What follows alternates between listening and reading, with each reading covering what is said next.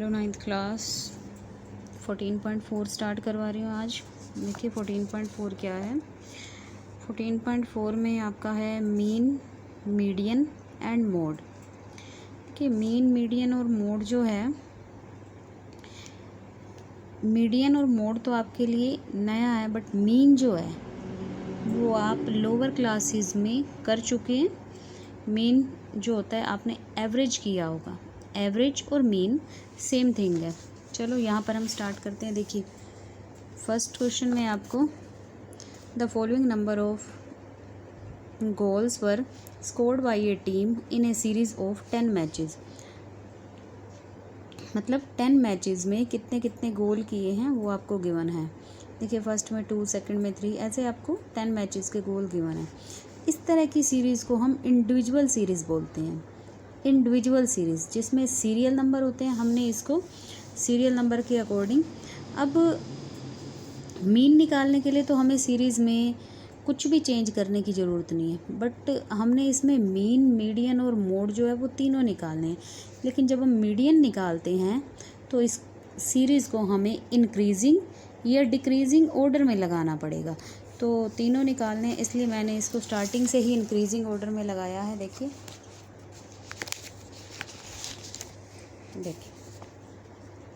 0, 1, 2, 3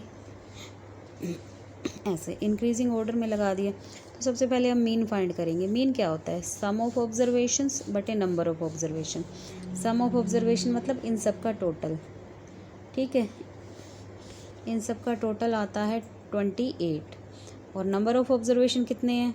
10। मतलब हमें 10 मैचेस के गोल्स दिए हुए थे ना, तो 10 मैचेस हैं तो नंबर ऑफ ऑब्जर्वेशन 10 हो गया। तो हमारे पास ये मीन आ गया। अब मीडियन क्या होता है? मीडियन होता है इस इंडिविजुअल सीरीज़ में मीडियन होता है n+1/2। तो आपके 9th क्लास में इंडिविजुअल और डिस्क्रीट दो तरह की सीरीज़ हैं। तो डिस्क्रीट भी नहीं है, मतलब मीडियन निकालने के लिए आपकी डिस्क्रीट सीरीज़ भी नहीं है, सिर्फ इंडिविजुअल सीरीज़ ही है।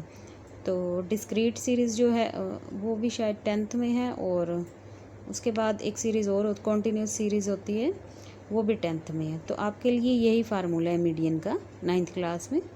n+1/2th term. देखिए n+1, n कितने थे हमारे पास? 10, क्योंकि 10 मैचेस थे। 10 + 1/2। अब 11/2 मतलब 5.5। तो इसमें 5th टर्म और 5 से अगली 6th टर्म, क्योंकि 5.5th टर्म तो कोई होती ही नहीं है, तो हमने 5th और 6th टर्म दो लेनी है। देखिए ये है 1, 2, 3, 4, 5 और 6, तो ये 5th, ये 6th। 5th + 6/2, 3, 3, 6/2, तो ये आंसर आ गया हमारा 3, ठीक है। उसके बाद मोड। मोड वो नंबर होता है जो सबसे ज़्यादा बार किसी सीरीज़ में आए। तो सबसे ज़्यादा बार क्या आया हमारे पास? यहाँ 3 आया है, वो भी 4 बार। तो 4 भी आया है 2 बार, लेकिन सबसे ज़्यादा बार तो 3 ही आया। तो हमारे पास ये जो 3 है ये हमारा मोड हो गया। अब दूसरा देखिए, दूसरा भी आपको ऐसे ही दिया हुआ है आपके पास। देखिए in a mathematics test given to 15 students the following marks out of 100 में से, ये 15 स्टूडेंट्स के मार्क्स दिए हुए हैं, 100 में से हैं ये मार्क्स। देखिए किसी का 41 है, किसी के 39, किसी, तो ऐसे 15 स्टूडेंट्स के मार्क्स दिए हुए हैं। इसमें भी आपने मीन, मीडियन और मोड फाइंड करने हैं। देखिए मैंने इसको ऐसे लिख दिया है। तो इसमें तो इंक्रीजिंग या डिक्रीजिंग ऑर्डर में नहीं दी गई थी, क्योंकि हमने मीडियन भी फाइंड करना है, तो मैंने इसको इंक्रीजिंग ऑर्डर में ही लगा दिया। देखिए ये 15 है। हम ऊपर वाली सीरीज़ को भी ऐसे लिख सकते थे 1 to 10 नंबर डाल के, और ऐसे। तो ये आपको मैंने इस सीरीज़ को इंक्रीजिंग ऑर्डर में लगाया। इसका टोटल आता है हमारे पास 822। यहाँ पर आप कर सकते हैं। देखिए 822 है इसका टोटल। तो 822। तो मीन जो है वो sum of observation 822, number of observation कितने बच्चों के नंबर हैं? 15। तो ये हमारे पास आएगा मीन जो है 54.8। अब उसके बाद मीडियन निकालेंगे, फिर वही n+1/2th टर्म। n हमारे पास 15 था, ठीक है, +1/2, 16/2 मतलब 8th टर्म। तो देखिए 8th टर्म यहाँ से कौन सी है, 8th टर्म, ये 8th है, 8 है, तो 8th टर्म है हमारे पास 52, तो हमारा मीडियन आ गया 52। उसके बाद मोड देखिए सबसे ज़्यादा बार 52 आया है 3 बार, ठीक है, तो ये हमारा मोड हो गया, ठीक है। उसके बाद क्वेश्चन नंबर 3 देखिए, क्वेश्चन नंबर 3 जो है थोड़ा सा डिफरेंट है। The following observation have been arranged in ascending order. अब आपको इसमें असेंडिंग ऑर्डर में अरेंज करके दे रखी है। If the median of the data is 63 find the value of x. अब मीडियन भी गिवन है आपको, तो आपने x और x+2 की वैल्यू फाइंड करनी है। देखिए कैसे करेंगे इसको। देखिए ये है हमारे पास, ये हमने इसको सीरियल नंबर लिख लिया है 1 to 10, ये आपको असेंडिंग ऑर्डर में दे ही रखा था। तो मीडियन हमारे पास, मीडियन का फार्मूला क्या होता है, n+1/2, तो 5.5 मतलब 5th और 6th टर्म। तो 5th टर्म देखिए यहाँ है हमारी ये, और 6th टर्म है ये 5th x, 6th x+2/2। अब हमारे पास ये 2x+2/2 हो गया। इनमें से 2 हम ऊपर वाले में से कॉमन ले लेंगे, यहाँ बचा x, यहाँ 2 बन जा 2, ठीक है। जो बाहर कॉमन लेते हैं वो अंदर वाले से डिवाइड होता है, तो 2x से 2 डिवाइड होगा तो x आ जाएगा, 2 से 2 डिवाइड होगा तो 1। अब ये दोनों x+1 × 2 हो गया, तो 2 से 2 मल्टीप्लाई में होते ये हम इसको काट सकते हैं। तो x+1, अब ये = 63 क्यों रखा, क्योंकि हमें ये मीडियन गिवन था, तो यहाँ पर ये हमने फार्मूला किसका लगाया, मीडियन का, तो मीडियन तो हमें पहले ही गिवन है, ठीक है। तो x+1 = 63 आ गया। अब 1 इधर गया, माइनस आ गया, तो x की वैल्यू हमारे पास 62 आ गई। उसके बाद 4th क्वेश्चन है। देखिए 4th क्वेश्चन में आपने कुछ भी नहीं करना, सिर्फ मोड फाइंड करना है। इसमें हमारे पास मोड जो है ये 14 है, 1 2 3 4 टाइम्स है, और कोई भी टर्म जो है वो 4 टाइम्स नहीं है। देखिए इसमें आपको यहाँ पर ये एज इट इज़ लिख दिया मैंने। अब इसको इंक्रीजिंग डिक्रीजिंग ऑर्डर में नहीं लगाया, क्योंकि हमें मीडियन फाइंड नहीं करना था। तो 1 2 3 एंड 4, तो 4 टाइम्स है 14, तो ये हमारा मोड आ गया, ठीक है।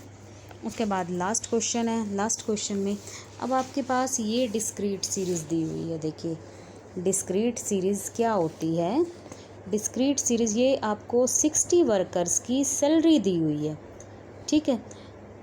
ये है 3000 से 10,000 तक। तो 3000 सैलरी कितने वर्कर्स को मिलती है, 16 वर्कर्स को। अभी हमने पिछले क्वेश्चंस में देखो हमारे पास ये 14 जो है 4 बार आया, ठीक है।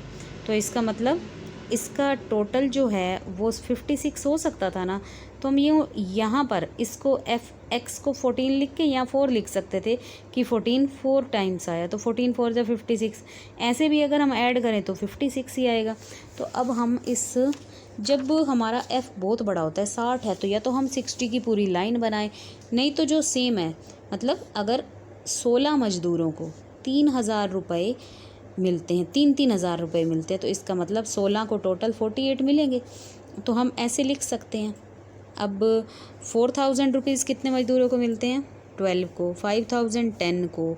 तो अब हम बजाय कि 5 5 5 5 10 टाइम्स लिखें, तो हमने ऐसे लिख के इसको f लिख दिया।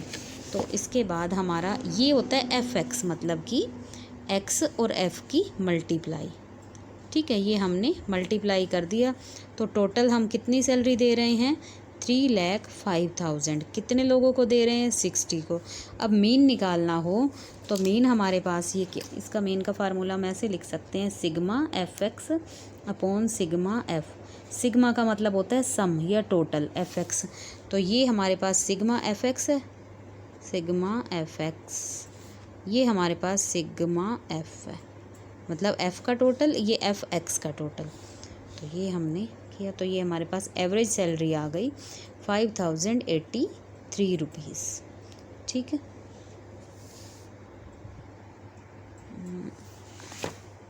यहाँ से आप इसको स्क्रीनशॉट ले लेना, और ये है question number 3 and 4, and this is question number 1 and 2, ठीक है।